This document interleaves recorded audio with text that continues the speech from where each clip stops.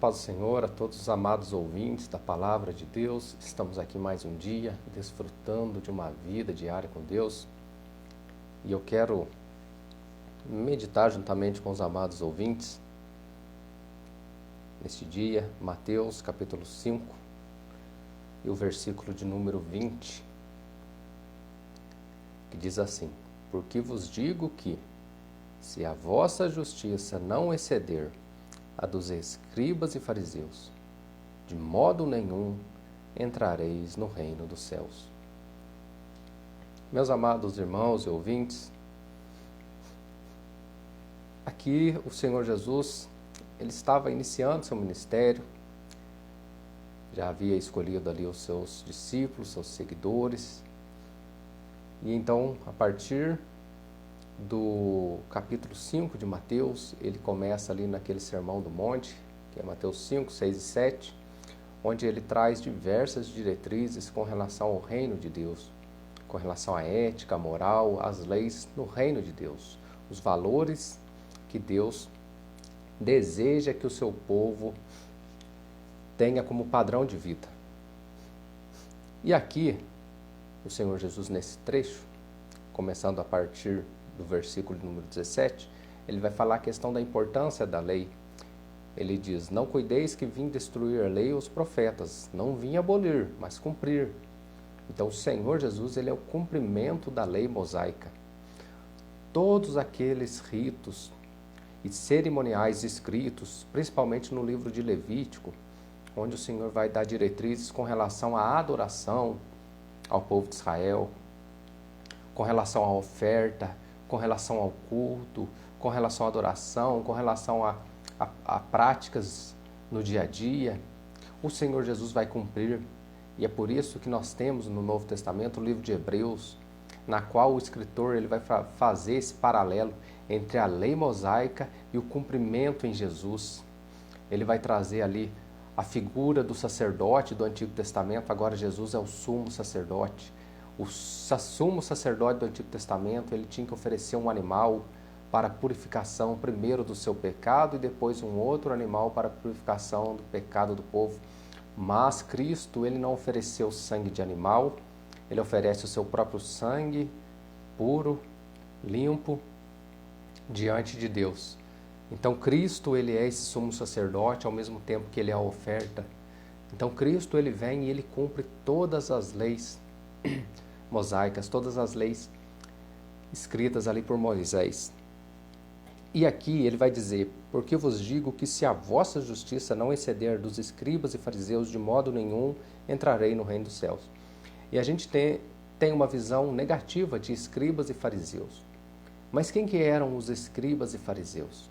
Os escribas, eles eram aqueles responsáveis por escrever as leis, e eles aplicavam as leis como um estilo de vida. Eram pessoas que hoje na sociedade a gente olharia e viriam pessoas com um padrão de vida exemplar. Não seria um fanfarrão, não seria um beberrão, não seria aquelas pessoas drogadas, não. Eram pessoas religiosas. Os fariseus acreditavam que agradar a Deus exigia obediência rigorosa, tanto às escrituras quanto às tradições. Os fariseus, eles tinham as escrituras ali como a fonte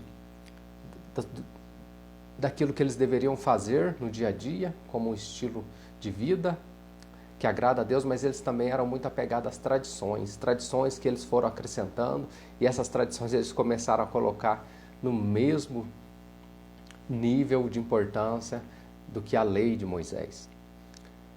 Mas eram pessoas extremamente religiosas, pessoas que não faltavam à igreja, pessoas que estavam constantemente na igreja, pessoas que faziam, ali os rituais, pessoas que participavam, pessoas que estavam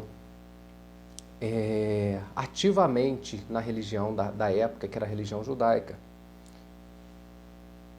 Mas o Senhor Jesus, quando ele vem trazer agora o seu ensinamento, ele fala: se a vossa justiça não exceder a justiça dos fariseus e dos escribas, vocês não entrarão no reino dos céus. Por que ele está falando isso?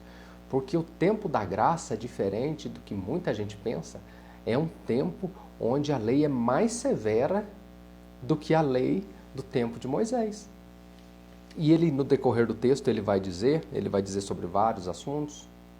Os irmãos podem ler depois, a partir do versículo 21, ele vai trazer sobre diversos assuntos, mas um exemplo, ele vai dizer, por exemplo, na lei de Moisés, uma pessoa para ser pega em adultério, para ser acusada e condenada por adultério, ela tinha que ser pega no ato. A pessoa tinha que estar cometendo o ato de adultério para ela ser condenada. Isso era a lei de Moisés. Agora, a lei da graça, a lei do Espírito, a lei que o Senhor Jesus Cristo traz, é o seguinte: se você olhar para uma mulher e desejar no seu coração, você já cometeu o adultério. A lei da graça agora, você não precisa mais cometer o ato. Se você sentir o desejo de cometer algo, você já é culpado daquilo. Então, hoje, a lei da graça, ela é superior. Por isso que ele vai dizer, olha, vocês que são os meus discípulos, se a vossa justiça não exceder a justiça dos escribas e fariseus, vocês jamais poderão entrar no reino dos céus. Por quê? Porque vocês não entenderam o que é essa lei da graça. O apóstolo Paulo ele vai dizer, andai em espírito e não cumprireis a concupiscência da carne. Por quê? Porque a carne, ela só produz obras da carne que são idolatria, feitiçaria, mentira, prostituição. Agora, andar em espírito é uma nova vida em Cristo. É uma vida na qual o ser humano ele desfruta da comunhão com Deus e agora ele é guiado pelo Espírito de Deus. Ele não anda mais segundo as vontades da sua carne, mas ele anda agora segundo as vontades do Espírito de Deus. Então, há no Brasil um evangelho libertino, um evangelho que traz a ideia de que Jesus, ele aboliu a lei. Não, ele trouxe uma lei mais profunda, um conhecimento mais profundo da lei. E ele traz para nós, cristãos, uma responsabilidade maior do que os judeus do Antigo Testamento. Porque olha só, eles precisavam de cometer o ato para estar pecando. Nós, somente por desejar, já pecamos contra Deus. Ele vai falar sobre o homicida. No Antigo Testamento, a pessoa precisava de matar, tirar a vida de alguém para ser um homicida.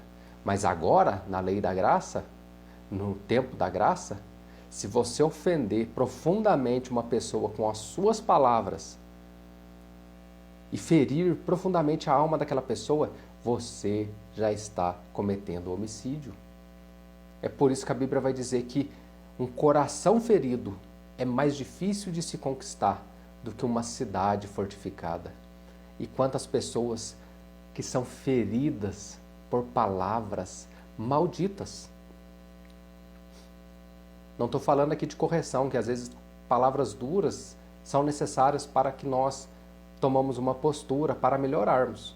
Mas eu estou falando aqui de ofensas, de palavras malditas que não trazem nenhuma edificação para a pessoa, mas destroem, machucam, ofendem, denigrem com a imagem do próximo.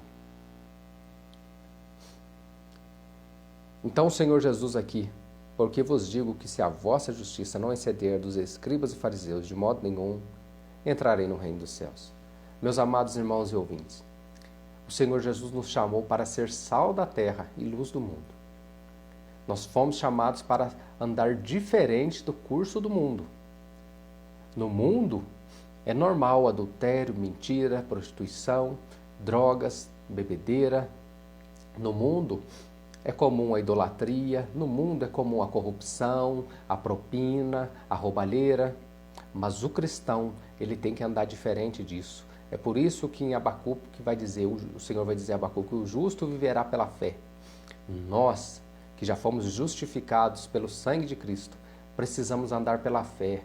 Precisamos andar sendo um modelo de Cristo para essa sociedade. Devemos ser exemplares, devemos ser pessoas de qual aqueles que estão no mundo olhem para o nosso estilo de vida e não tenha nada para dizer contra nós. Que tenham, assim como Daniel, aquelas pessoas que estavam ali ao seu redor, procuraram algo contra Daniel, mas não acharam, porque o exemplo de Daniel era muito forte, porque a conduta dele era exemplar. Então, o cristão que nasceu de novo, que já experimentou dessa lei da graça, que já experimentou do Espírito Santo de Deus, a conduta dele tem que ser exemplar para a sociedade. A conduta dele tem que ser um modelo de Cristo para essa sociedade. Que Deus nos abençoe nesse dia e que o Espírito Santo nos ajude, a cada um, a ser um exemplo de Cristo aonde nós estamos. Que Deus abençoe a cada um, em nome de Jesus. Amém.